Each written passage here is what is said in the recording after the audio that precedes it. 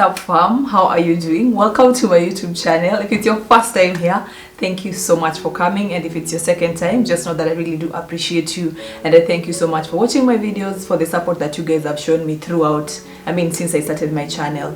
So on today's video, as you've seen on the topic, I'm going to talk to you guys about that, and I'm going to take you back to how I met this particular person until we got to where it was. This is something that happened to me many years back.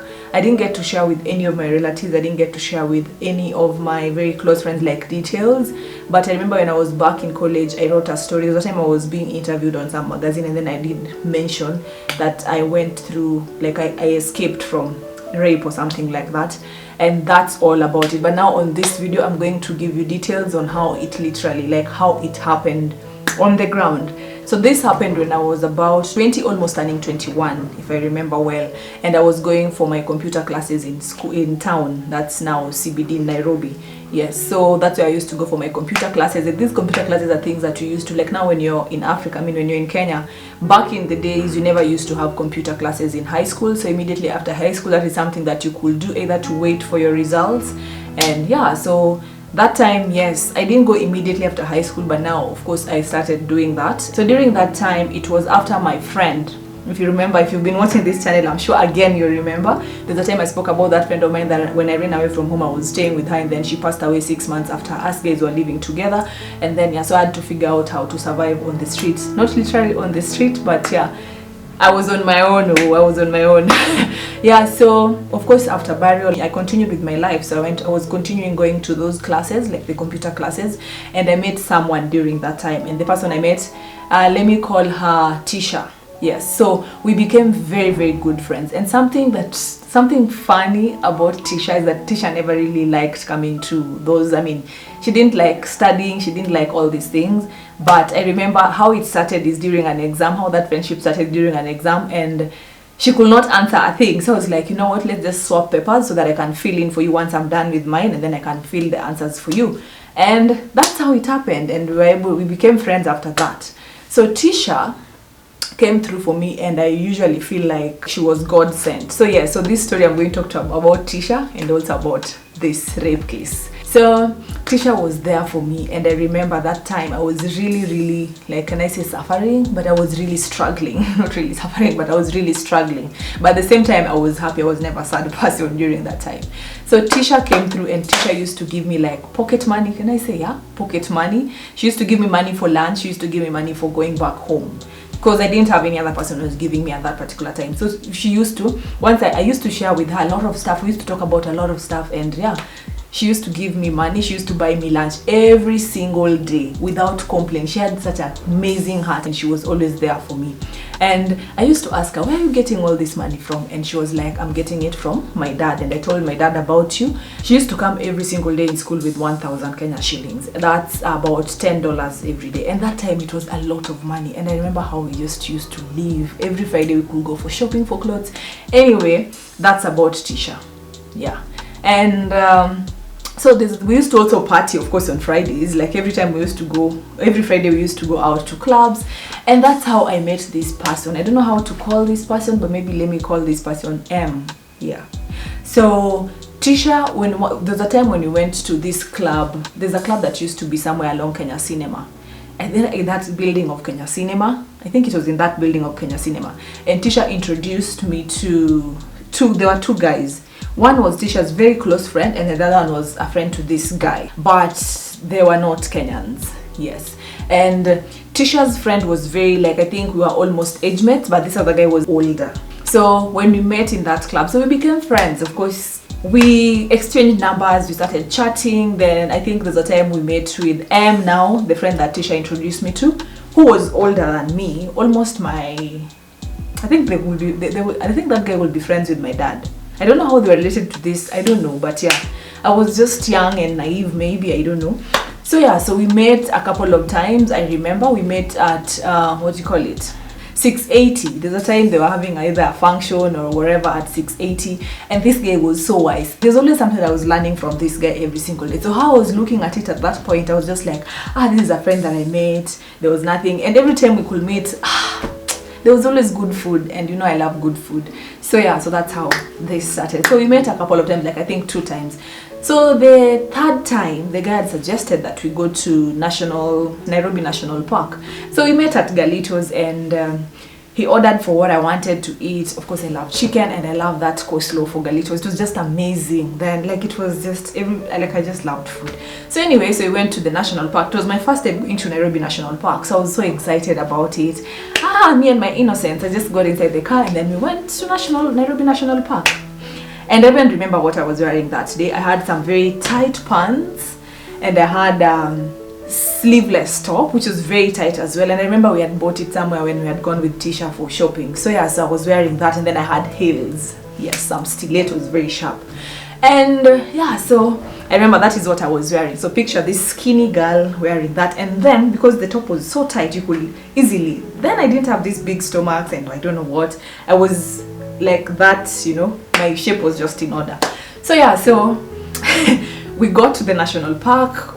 He paid for everything, and then now we're just driving in because he had this Prado. There was no point of getting all those other wherever, so we could just drive in ourselves. So we went, like, I think it was so many kilometers. We went like uko in, like, until right now when I'm looking at it, it was like we got to that side of Trongai, like, you know, it was very far. So once we were there, we were just chatting, and it was like, how's school?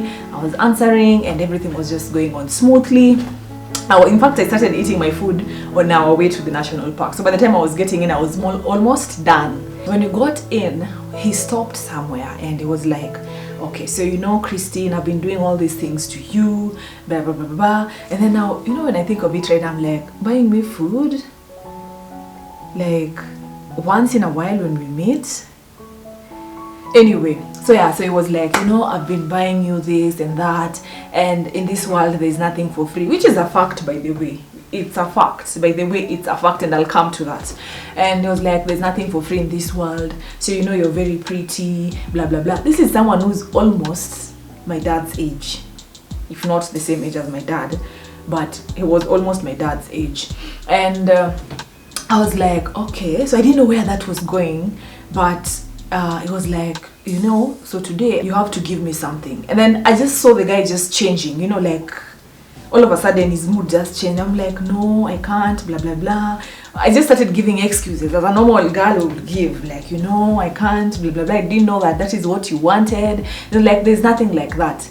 Then he locked the car. I don't know what about. Of course, I could open it, but he just locked the car, like it was locked. Because that when we got there, he opened the doors automatically, and then now we were supposed to step out and then just view wherever. But he locked the car. So he was like, he even removed his whatever seat belt, and he was trying to get to me, and I was like, no, blah blah blah. Plus, I could not even imagine my lips on this guy's lips. So anyway, me being me, I lied because he tried touching my belt in front here, and there was no that buckle, because that friend of mine who passed away, I remember she told me that it's always advisable to tie your belt on the side, like this side. So I was always tying my belt. For the longest time, I've been tying my belt on the side.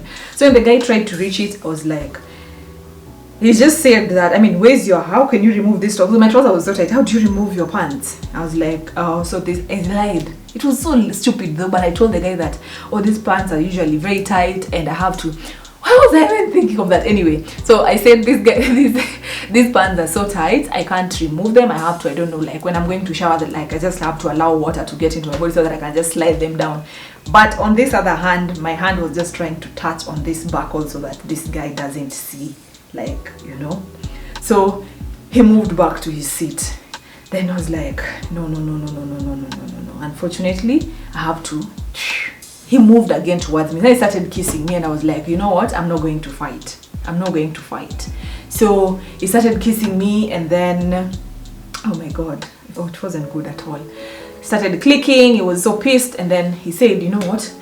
We are going to move somewhere inside. Like those that when you're like where we had parked, when you looked ahead, there was another route going towards now the inner side. It was a bit dark, and that time when we were going even in, there are those, I don't know, the guards at the park, they were telling us that now it's getting late. It was around 5 in the evening. The guy was like 5-4, we got there around 4ish. So the guys were like, it's getting late and the animals are coming back in the park, so we need to get out. We need to start driving out. The guys were meeting, because when we were going in, guys were actually coming out. When we were driving in, most of the people were just coming out, like driving out of the park. So us guys were going that direction. So the guards that we met were like, whatever you're going to view, just view it quickly and then make sure you guys drive back. So there was no one that I could not even imagine that there would be someone else inside, like in the park at that time. So the guy started driving towards that side. And you know what happened? When he started driving, I don't know, there was something, like there was weird sound. And then he stopped, parked on the side, and then got out to check. The car had puncture. Like, I don't know how it happened, but there was, like, he had puncture. I don't know.